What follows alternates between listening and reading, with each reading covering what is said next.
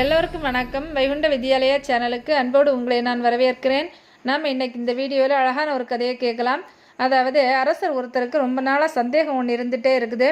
அதாவது ஏன் ஒரு சிலர் வாழ்க்கையில் முன்னேறாமல் ஏழ்மை நிலையிலேயே எப்பவும் கஷ்டப்பட்டுட்டு இருக்காங்க அப்படிங்கிறது தான் அந்த சந்தேகம். இதுக்கான விடையை அவர் பல பேர்கிட்ட கேட்டு பார்க்குறாரு. யாரும் அவருடைய மனசுக்கு திருப்திகரமான ஒரு பதிலை கொடுக்கவே இல்லை. அப்படியே நினச்ச நாட்களை அரசர் கடத்திக்கிட்டே இருக்கிறாரு. ஒரு நாளைக்கு அவருடைய நாட்டில் ஒரு புதுசாக ஒரு ஞானி ஒருத்தர் வந்திருக்கிறதா அவர் கேள்விப்படுறாரு. உடனடியாக அந்த ஞானியை சந்திக்கிறதுக்காக கிளம்பி போகிறாரு. அங்கே போய் தன்னுடைய சந்தேகத்தை சொல்கிறாரு. உடனே ஞானி இதுக்கு பதில் வேணும்னா எனக்கு கொஞ்சம் கால அவகாசம் வேணும் அப்படின்னு சொல்லி கேட்குறாரு. மன்னனும் நீங்கள் எவ்வளோ கால அவகாசம் வேணுனாலும் எடுத்துக்கோங்க, ஆனால் எனக்கு மனசுக்கு திருப்திகரமான நல்ல பதிலை கொடுங்க அப்படின்னு சொல்லிட்டு தன்னுடைய அரண்மனைக்கு கிளம்பி போகிறாரு. உடனே ஞானி அரசனுக்கு சரியான பதிலை கொடுக்கணும் அப்படின்னு சொல்லி அதுக்கான ஒரு வாய்ப்புக்காக காத்திருக்கிறாரு. இப்படியே கொஞ்ச நாட்கள் போனதுமே அந்த ஞானி பக்கத்து நாட்டுக்கு ஒரு வேலை நிமித்தமாக கிளம்ப வேண்டியது இருக்குது. அப்போ பக்கத்து நாட்டுக்கு கிளம்பி போகிறாரு. அங்கே போனால் அங்கே ஒரு குடும்பத்தை அவர் சந்திக்கிறாரு. அதாவது அந்த குடும்பத்தில் வயதான அப்பாவும் அம்மாவும் கண் பார்வையற்ற ஒரு மகன் இருந்துகிட்ருக்குறாங்க.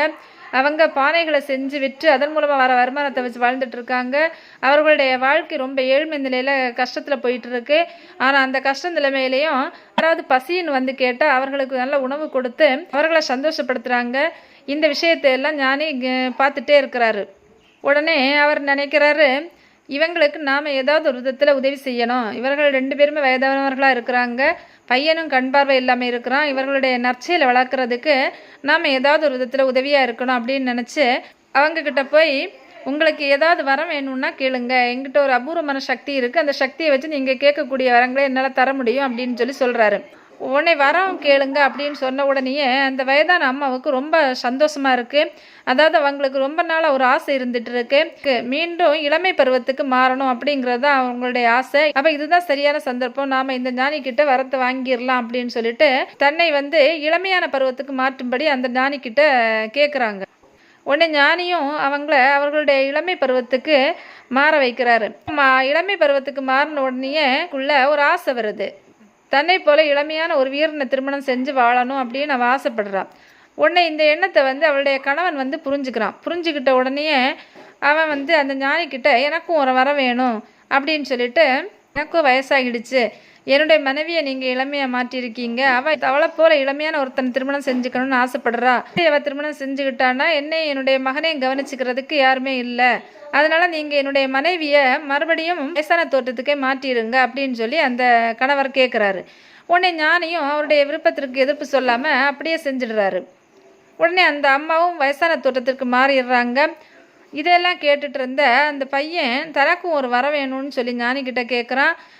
அவனுக்கு கண் பார்வை வேணும் அப்படின்னு சொல்லி அவன் வரம் கேட்குறான். உடனே ஞானி ரொம்ப சந்தோஷப்பட்டு அவனுக்கு கண் பார்வையை கொடுக்குறாரு.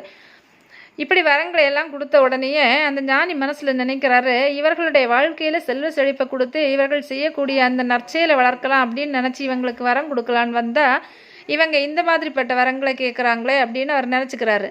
நினச்சிட்டு அந்த பையனாவது பரவாயில்ல, கண் பார்வையாவது கேட்டான், இனிமேல் அவனாவது இந்த குடும்பத்தை காப்பாற்றுவான் அப்படின்னு சொல்லி மனசில் நினச்சிட்டு அங்கேருந்து கிளம்புறாரு. அடுத்த நாளே தன்னுடைய நாட்டுக்கு கிளம்பி போகிறாரு. உடனே போய் அரசரை சந்திக்கிறாரு. அரசே, நீங்கள் கேட்ட சந்தேகத்திற்கான விடை கிடச்சிருக்கு அப்படின்னு சொல்லிட்டு அவர் பக்கத்து நாட்டுக்கு போன விவரங்களை எல்லாம் எடுத்து சொல்கிறாரு. அங்கே சந்தித்த அந்த குடும்பங்களை பற்றிய விஷயங்களையும் எடுத்து சொல்கிறாரு.